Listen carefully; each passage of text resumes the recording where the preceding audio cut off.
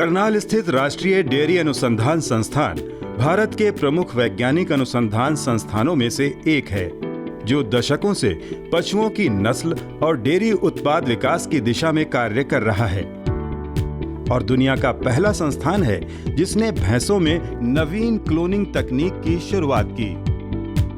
संस्थान ने इसी साल जून में क्लोनिंग द्वारा 16वां कटड़ा पैदा किया, जिसे हाल ही में तेजस नाम दिया गया है। मुर्राह नस्ल के इस कटड़े को एक भैंसे के कान के सेल द्वारा विकसित किया गया। एनडीआरआई के वैज्ञानिकों के मुताबिक इस क्लोन कटड़े के सीमेन से पैदा कटड़ियां ज्यादा दुधारू होंगी, जो एक दिन में 10 से 12 किलो दूध देंगी। हमारा जो क्लोन के द्वारा जो बच्चे पैदा किए हैं और उनके बाद जो ये आगे सांड बनेंगे, इसके सीमन को जब भी हम इस्तेमाल करेंगे तो उससे जो भी भैंसें गाभिन होंगी और वो भैंस से गाभिन होकर जो आगे उनसे जो कटड़ी बनेंगी, जब भैंस में आएंगी तो वो कम से कम दुगना दूध देंगे। अभी आज तक जो एवरेज जो दूध का जो प्रोडक्शन है भैंस में, जो मुर्रा भैंस की हम बात करते हैं, तो 6 से 8 लीटर है पर डे। और ये जब इसके द्वारा हम कम से कम 12 लीटर 10 से 12 लीटर हमारा दूध का उत्पादन होगा। आधुनिक क्लोनिंग तकनीक में बेहतर नस्ल के जानवर के शरीर के किसी हिस्से से प्राप्त सोमेटिक सेल यानी कायिक कोशिका को किसी दूसरे जानवर से लिए गए भ्रूण में डाला जाता है। भ्रूण के केंद्रक या डीएनए को सुई द्वारा पहले निकाल दिया जाता है और उसमें कायिक कोशिका के केंद्रक को डाला जाता है। इसके बाद निषेचन क्रिया के लिए विद्युत तरंगों के प्रवाह द्वारा कोशिकाओं का विभाजन शुरू किया जाता है और फिर इस भ्रूण को किसी मादा के गर्भ में आरोपित कर बिल्कुल उसी नस्ल और गुण का क्लोन पशु प्राप्त किया जाता है। तो इस टेक्नोलॉजी में हम उस साइड का कोई भी जेनेटिक मटेरियल नहीं होता, केवल जिस एनिमल का हमें क्लोन करना होता है उसका जेनेटिक मटेरियल होता है। और ये जब एम्ब्रियो तैयार होता है तो इसको हम सरोगेट एनिमल में ट्रांसफ़र करते हैं। तो इससे जो बच्चा पैदा होता है वो हूबहू उसका जेनेटिक मटेरियल जिस एनिमल से हम सेल्स लेते हैं उसकी तरह होता है।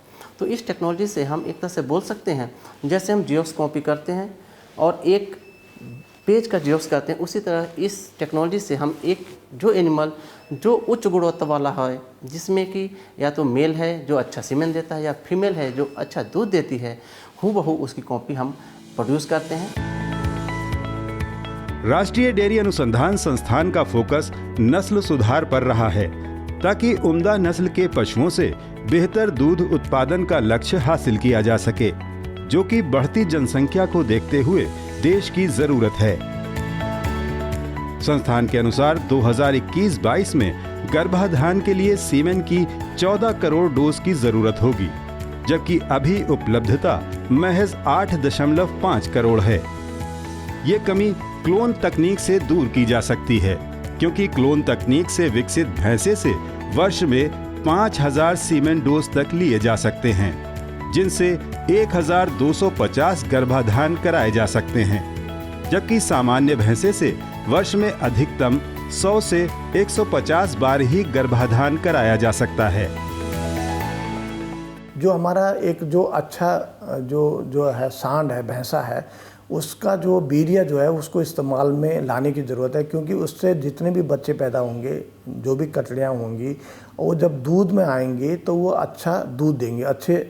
तो इसको ध्यान में रखते हुए हम ये चाहते हैं कि ऐसे बुल पैदा किए जाएं और इस समय पूरे देश को बुल की भी आवश्यकता है। लगभग हमें 8000 के लगभग बुल की इस समय जो आवश्यकता है और हमारे पास अभी लगभग 3500 के लगभग हमारे पास इसमें बुल है। अभी मुर्राह नस्ल की भैंसें औसतन 6 से 8 लीटर दूध देती हैं, जबकि क्लोन कटड़े तेजस से पैदा की जाने वाली कटड़ियां प्रतिदिन 10 से 12 लीटर दूध देंगी। इस तरह देश में दुग्ध उत्पादन कई गुना बढ़ जाएगा, साथ ही किसानों को भी फायदा पहुंचेगा। एनडीआरआई में 2009 में पहली क्लोन कटड़ी गरिमा का जन्म हुआ था। उसके बाद से लगातार संस्थान इस दिशा में बेहतर विकास कर रहा है। इसी कड़ी में संस्थान अगले साल क्लोनिंग से और भी कटड़े पैदा करने की योजना पर काम कर रहा है।